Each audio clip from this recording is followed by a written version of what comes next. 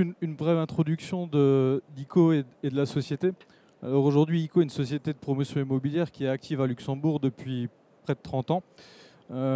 Au fil du temps, elle a su développer et acquérir des compétences qui aujourd'hui sont les suivantes. C'est l'aménagement urbain, le développement immobilier et notamment aussi les investissements en parallèle. Mais on est aussi actif sur 4 catégories de biens immobiliers, le résidentiel, le bureau, le développement de quartier dont on va parler juste ensuite et le retail. Aujourd'hui, ICO a une vision innovante de la promotion immobilière à Luxembourg. Sa volonté, elle est avant tout d'être avant-gardiste et de se différencier en fait sur les missions qui font du lien et qui gèrent notre secteur aujourd'hui. Donc la volonté d'ICO, c'est justement de produire des quartiers. Donc en l'occurrence, le quartier Routlands. Donc ICO a fait l'acquisition en 2019 d'une ancienne friche industrielle qui appartenait à ArcelorMittal. Donc une friche de 10 hectares sur laquelle on a une potentialité de développement de 160 000 m² d'SCB et le développement de 1400 unités de logement. Donc en fait, pour rentrer un peu plus dans le détail, aujourd'hui on a 4 piliers qui structurent en fait ce quartier-là. Le premier, c'est la structure urbaine. La volonté était de conserver en fait des bâtiments patrimoniaux historiques sur le site qu'ArcelorMittal avait bâti, donc à travers et de rediriger en fait une structure à travers l'allée de la culture en fait qui fait le lien en fait sur tous ces bâtiments patrimoniaux là. La deuxième, c'est un quartier qui doit être stratifié. La volonté aujourd'hui, c'est pas de créer un quartier dortoir, c'est de pouvoir y créer du lien, donc c'est-à-dire y apporter les besoins en termes de restauration, de logement senior, logement étudiant, commerce, pôle culturel. Donc aujourd'hui, on essaie d'apporter tout ça au sein d'un même quartier. Un autre sujet qui concerne les certifications, aujourd'hui, la volonté est de limiter en tout cas l'impact carbone sur ce quartier-là. Il est à 2 niveaux. Le premier niveau, c'est qu'on a la volonté de développer une certification carbone footprint neutrale sur le quartier, qui serait effectivement la première aujourd'hui. Et la deuxième, c'est justement de pouvoir faire bénéficier à l'ensemble des acquéreurs d'un réseau de chaleur. Mais un réseau de chaleur un peu particulier, c'est un réseau d'énergie. Donc ça serait le premier réseau d'énergie aujourd'hui déployé à Luxembourg. Ce réseau d'énergie-là, il est déployé à travers 300 sondes géothermiques qui sont enfoncées à 200 mètres de profondeur dans le sol. Le premier îlot qu'on a développé est un îlot résidentiel, 285 logements sur le quartier. Cet îlot-là, sur lequel gravitent 3 bâtiments au total, a été scindé en 2. Donc 2 architectes ont travaillé sur le projet-là. Le cabinet d'architecture parisien Carta Reichen, Robert et Associés, qui avait à peu près 100 logements, et le cabinet d'architecture Tatiana Fabec de Luxembourg. Un concours avait été lancé à l'initiale sur ce bâtiment-là, avec la volonté affichée clairement qui est la réduction carbone. Donc on avait ambitionné de réaliser en tout cas la structure en bois de ce bâtiment-là. Donc c'est un bâtiment aujourd'hui qui est en train de sortir de terre et sur lequel on a structuré le bâtiment en L avec une structure bois à compter du R+1 et avec une façade qui est relativement riche où on peut y retrouver en fait aujourd'hui du zinc, de l'alu-cobon, du bac acier, du verre, du métal déployé.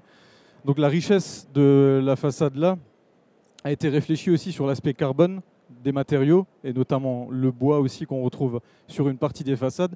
Et l'ensemble des logements sont traversants et orientés vers le cœur d'îlot qui lui est volontairement très vert et végétalisé comme l'ensemble du quartier. L'autre particularité de cet immeuble-là est le fait de retrouver du CLT visible au plafond à l'intérieur des logements. Alors c'est une subtilité, mais en termes de développement et d'acceptation du point de vue feu et acoustique, ça a été un vrai challenge en tout cas d'emmener l'ensemble des parties prenantes pour pouvoir réussir à faire accepter à tout le monde le fait d'avoir justement le bois visible dans les appartements. Alors en termes de typologie, aujourd'hui on dispose des typologies qui vont du studio aux 4 chambres. Pardon. On a des duplex en rez-de-chaussée, des duplex en étage, des entrées individuelles, des entrées collectives et des lens lounge, ce qui est appelé lens lounge. En fait, c'est des coursives extérieures qui eux en fait desservent directement les appartements avec une porte palière qui elle donne accès directement à l'extérieur. Donc pour construire ce projet-là, en fait on est parti avec une entreprise générale. On a consulté bien évidemment avant le marché pour savoir s'il était mûr et si on pouvait effectivement trouver des sociétés qui puissent nous accompagner et qui puissent répondre sur ces besoins-là, notamment sur la structure bois. On avait consulté bon nombre d'acteurs qui sont sur le marché actuellement. Et il se trouve qu'on a rencontré l'ECO à un moment donné. Et l'entreprise attributaire de ce marché-là de travaux, c'est l'entreprise CLE. Donc c'est une filiale du groupe CFE, donc société belge de construction. Et de fil en aiguille, il se trouve que CLE a attribué du coup le marché de structure bois à la société l'ECO. Et donc je pense que François va vous détailler un petit peu plus en détail les subtilités de la structure bois de ce bâtiment-là et sa structure également. Merci.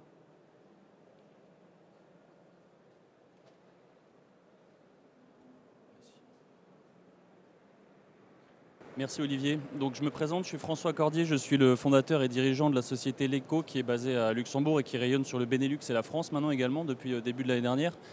Donc l'ECO, c'est une entreprise qui s'est donnée comme vocation dès le départ d'accélérer la transition vers la construction durable. Un vaste objectif, mais pas si simple que ça comme on va pouvoir le voir après. En tout cas, aujourd'hui, on a l'exemple, la concrétisation au travers de cette présentation en tandem et au travers de ce projet, que c'est possible en ayant une approche technologique d'être également compétitif en termes de coûts.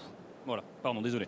Parce que l'enjeu aujourd'hui, clairement, c'est pas la décarbonation. On nous explique maintenant sur les plateaux télé que le domaine de l'immobilier en Europe et en France est en crise parce qu'on a la RE 2020. En réalité, l'enjeu aujourd'hui qu'on a, c'est de pouvoir délivrer du bas carbone au même prix, si ce n'est moins cher. Alors, pas forcément moins cher en termes de déboursés secs, mais moins cher parce qu'on va aller plus vite, parce qu'on va faire gagner du temps, on va faire gagner des mètres carrés. Et donc, l'enjeu de l'ECO, c'est avoir une approche technologique, donc de repartir d'une feuille blanche pour développer un système qui prenne en compte dès le départ le coût de revient. Et donc, de façon quasi systématique, les projets qu'on va avoir à varianter avec le système l'ECO, puisque l'ECO est encore une jeune société qui existe depuis 2017. Donc le projet, comme vient de l'expliquer Olivier, le projet Routeline, ça n'avait pas été conçu en système l'ECO à la base, il avait été conçu en CLT. Ici, c'est un exemple d'un autre projet qu'on vient de livrer pour le groupe CLE-CFE, qui a Vinci à son capital, que vous connaissez un peu mieux en France. Et donc on doit se battre par rapport à du béton armé, qui est assez bien connu et très compétitif. Et on pense, nous, à un futur où il continuera à y avoir du béton, mais on aura une plus grande diversité des matériaux, une plus grande mixité. Donc ici, c'est un projet de 7500 m² avec 2 niveaux de sous-sol, parce qu'à Luxembourg, il y a plus de voitures que d'habitants. Et la structure qui se trouve au-dessus, on a une bonne mixité ici entre du béton qui est utilisé pour les cages de circulation et du LECO qui a été utilisé intégralement en système porteur. Donc le système LECO vient en remplacement du voile 2D, béton armé que vous pouvez rencontrer sur des bâtiments maintenant jusqu'à 10 étages. Donc le système a été certifié, il a été testé en Autriche, en Suède, en France, en Belgique, à Luxembourg. Donc on peut aller jusqu'à 10 étages pour le moment maximum, ce qui est déjà pas mal. En système porteur, donc je le reprécise, mais il n'y a pas besoin de rajouter de lamellé collé ou de superstructure en acier. C'est vraiment le mur, le voile 2D qui vient porter l'intégralité de la structure. Et comme vous pouvez le voir, on a l'isolation qui est directement intégrée. Donc finalement, c'est une sorte de CLT ou de bois lamellé croisé 2.0. Puisque le CLT a été inventé en 1947. Ici, on a un CLT qui a été inventé en 2017, donc qui répond aux attentes du 21e siècle, c'est-à-dire avoir un gros œuvre qui est à la fois porteur, mais également isolant.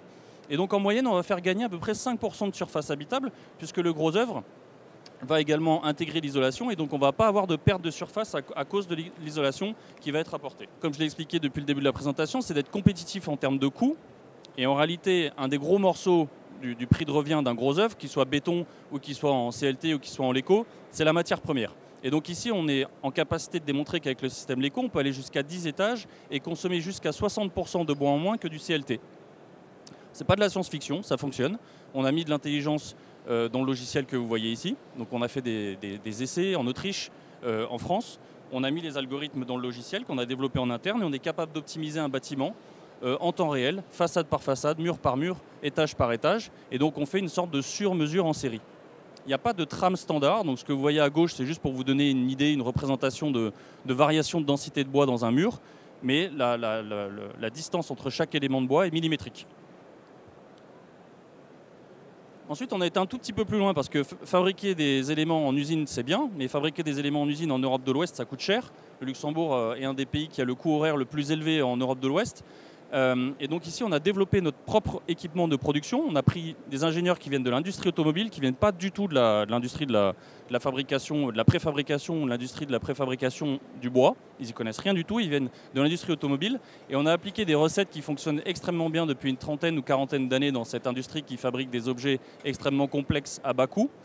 Et on l'a fait à Luxembourg, avec des robots qui fonctionnent 24/7 et qui sont en capacité de fabriquer ces éléments sur mesure en série. Donc le projet Routelens que vous avez vu va être intégralement fabriqué par cette chaîne de production qui fonctionne et qui assemble ces éléments qui sont collés et vissés.